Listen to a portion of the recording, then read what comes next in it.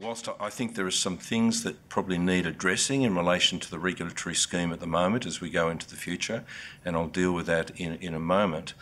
I do, however, take comfort from the fact of looking in some detail at the uniform law, the legal profession uniform law as it is in operation in this state, this jurisdiction and in Victoria,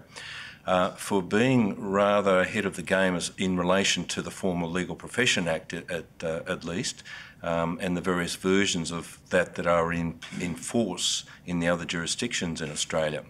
I think that some of the elements of the uniform law augur well for being able to be adaptable to whatever the winds of change are going to bring. I particularly think it's a good idea and one of the strengths of the uniform law that it in a very non-discriminatory way caters for all sorts of different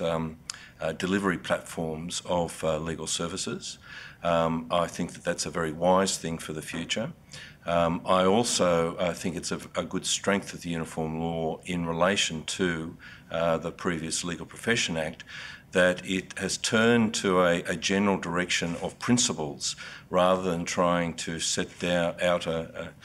detailed list of do's and don'ts, for instance, in that fairly controversial area of cost disclosure. I think it's impressive and probably going to be helpful as we go into the future that it has returned to really a more principle-based approach of putting the emphasis or onus on the law practice, and it is framed in that way. So